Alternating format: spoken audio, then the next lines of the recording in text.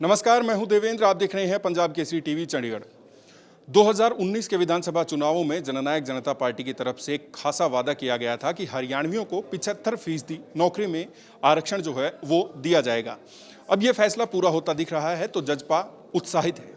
मेरे साथ उप मुख्यमंत्री दुष्यंत चौटाला हैं, आइए उनसे बात करते हैं। दुष्यंत जी, जिस तरीके से ये हो चुका है, अब आप किस तरीके से देखते हैं और हरियाणा के युवाओं को कितना फायदा देखते हैं? कि एक ऐतिहासिक निर्णय था हमारी सरकार का और उसको आज लॉ के तौर पर हम प्रदेश में इम्प्लीमेंट कर चुके।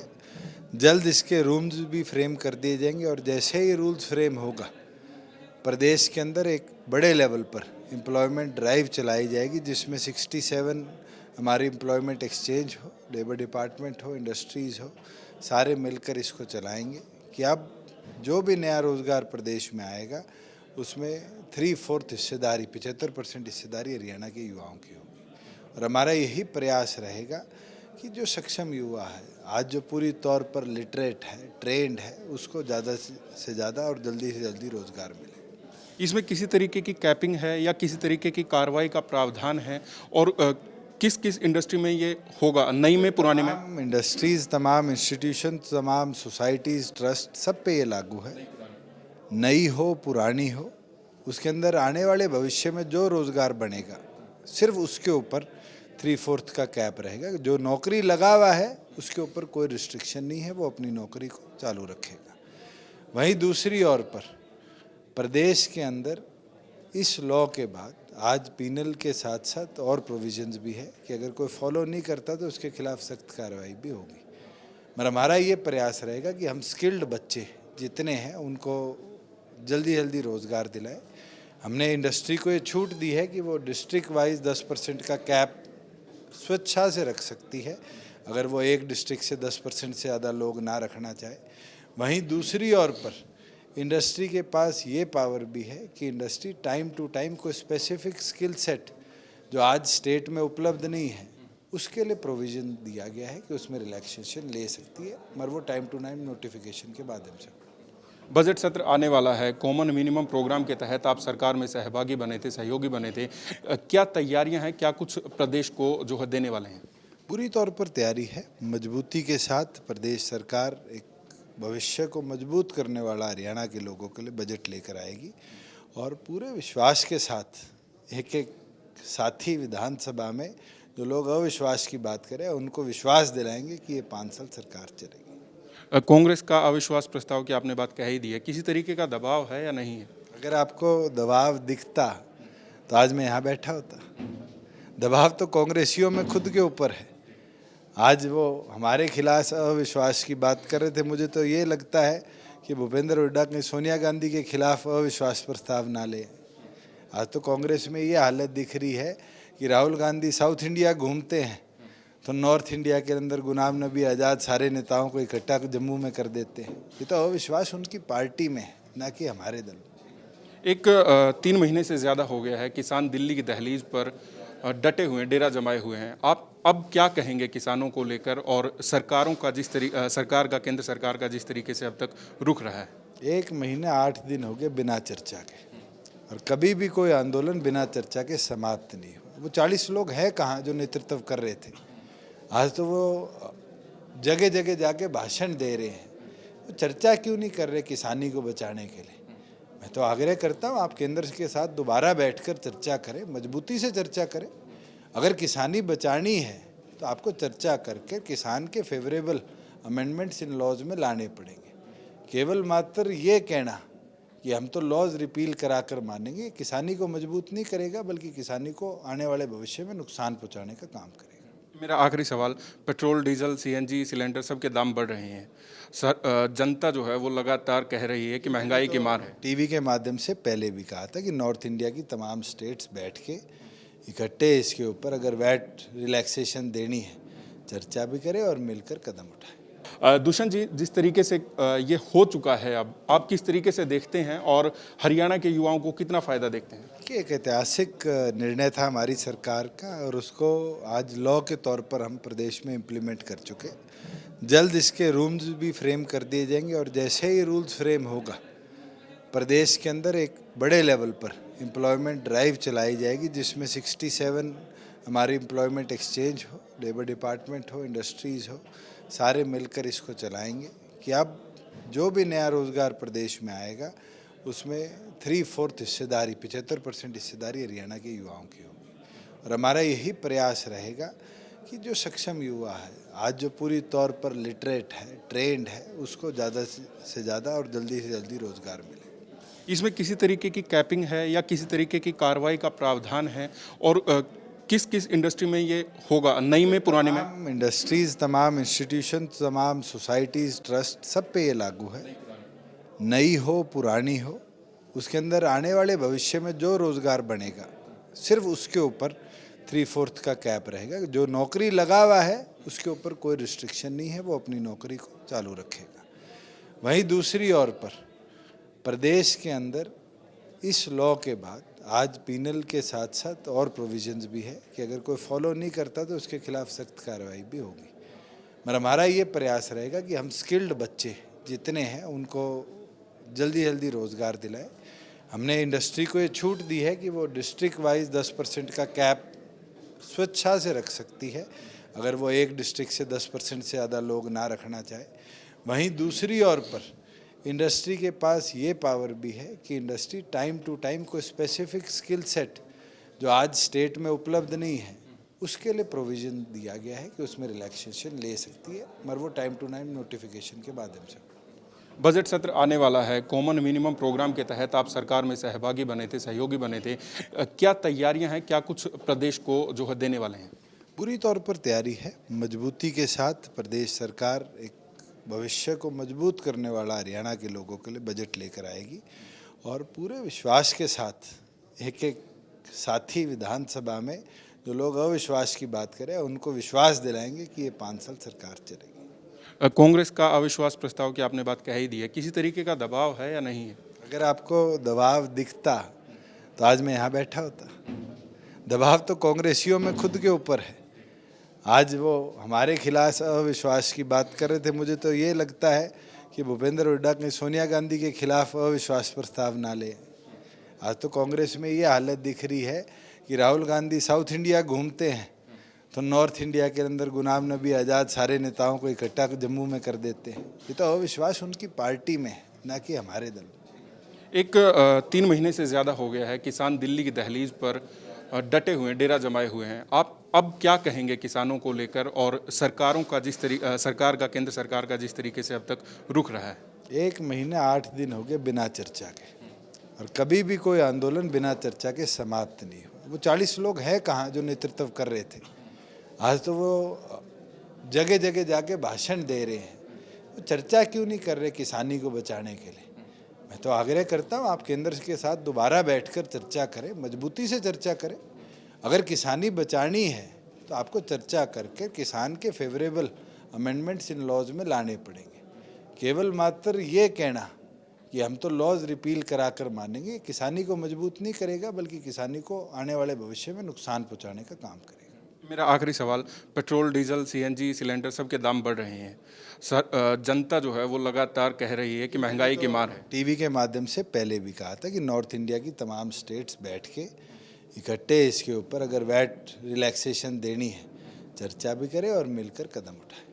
दुष्यंत जी, जिस तरीके से ये हो चुका है, अब आप किस तरीके से देखते हैं और हरियाणा के युवाओं को कितना फ़ायदा देखते हैं? कि एक ऐतिहासिक निर्णय था हमारी सरकार का और उसको आज लॉ के तौर पर हम प्रदेश में इम्प्लीमेंट कर चुके।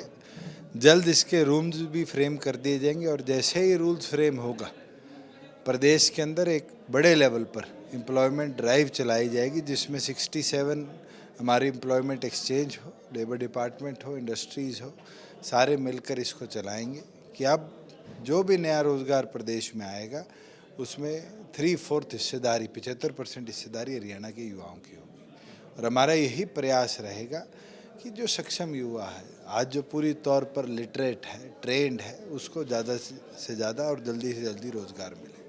इसमें किसी तरीके की कैपिंग है या किसी तरीके की कार्रवाई का प्रावधान है और किस किस इंडस्ट्री में ये होगा, नई में पुराने में? तमाम इंडस्ट्रीज़, तमाम इंस्टीट्यूशन, तमाम सोसाइटीज़, ट्रस्ट, सब पे ये लागू है। नई हो, पुरानी हो, उसके अंदर आने वाले भविष्य में जो रोज़गार बनेगा सिर्फ उसके ऊपर 3/4 का कैप रहेगा। जो नौकरी लगा हुआ है उसके ऊपर कोई रिस्ट्रिक्शन नहीं है, वो अपनी नौकरी को चालू रखेगा। वहीं दूसरी ओर पर प्रदेश के अंदर इस लॉ के बाद आज पीनल के साथ साथ और प्रोविजंस भी है कि अगर कोई फॉलो नहीं करता तो उसके खिलाफ सख्त कार्रवाई भी होगी। मगर हमारा ये प्रयास रहेगा कि हम स्किल्ड बच्चे जितने हैं उनको जल्दी जल्दी रोज़गार दिलाएं। हमने इंडस्ट्री को ये छूट दी है कि वो डिस्ट्रिक्ट वाइज 10% का कैप स्वेच्छा से रख सकती है, अगर वो एक डिस्ट्रिक्ट से 10% से ज़्यादा लोग ना रखना चाहे। वहीं दूसरी ओर पर इंडस्ट्री के पास ये पावर भी है कि इंडस्ट्री टाइम टू टाइम कोई स्पेसिफिक स्किल सेट जो आज स्टेट में उपलब्ध नहीं है उसके लिए प्रोविज़न दिया गया है कि उसमें रिलैक्सेशन ले सकती है, मगर वो टाइम टू टाइम नोटिफिकेशन के माध्यम से। बजट सत्र आने वाला है। कॉमन मिनिमम प्रोग्राम के तहत आप सरकार में सहभागी बने थे, सहयोगी बने थे। क्या तैयारियां हैं, क्या कुछ प्रदेश को जो है देने वाले हैं? पूरी तौर पर तैयारी है। मजबूती के साथ प्रदेश सरकार एक भविष्य को मजबूत करने वाला हरियाणा के लोगों के लिए बजट लेकर आएगी और पूरे विश्वास के साथ एक एक साथी विधानसभा में जो लोग अविश्वास की बात करें उनको विश्वास दिलाएंगे कि ये 5 साल सरकार चलेगी। कांग्रेस का अविश्वास प्रस्ताव की आपने बात कह ही दी है, किसी तरीके का दबाव है या नहीं है? अगर आपको दबाव दिखता तो आज मैं यहाँ बैठा होता। दबाव तो कांग्रेसियों में खुद के ऊपर है। आज वो हमारे खिलाफ अविश्वास की बात कर रहे थे। मुझे तो ये लगता है कि भूपेंद्र हुड्डा कहीं सोनिया गांधी के खिलाफ अविश्वास प्रस्ताव ना ले। आज तो कांग्रेस में ये हालत दिख रही है कि राहुल गांधी साउथ इंडिया घूमते हैं तो नॉर्थ इंडिया के अंदर गुलाम नबी आज़ाद सारे नेताओं को इकट्ठा जम्मू में कर देते हैं। ये तो अविश्वास उनकी पार्टी में है, ना कि हमारे दल। एक 3 महीने से ज़्यादा हो गया है, किसान दिल्ली की दहलीज पर डटे हुए हैं, डेरा जमाए हुए हैं। आप अब क्या कहेंगे किसानों को लेकर और सरकारों का सरकार का, केंद्र सरकार का जिस तरीके से अब तक रुख रहा है? 1 महीना 8 दिन हो गए बिना चर्चा के, और कभी भी कोई आंदोलन बिना चर्चा के समाप्त नहीं हुआ। वो 40 लोग हैं कहाँ जो नेतृत्व कर रहे थे? आज तो वो जगह जगह जाके भाषण दे रहे हैं।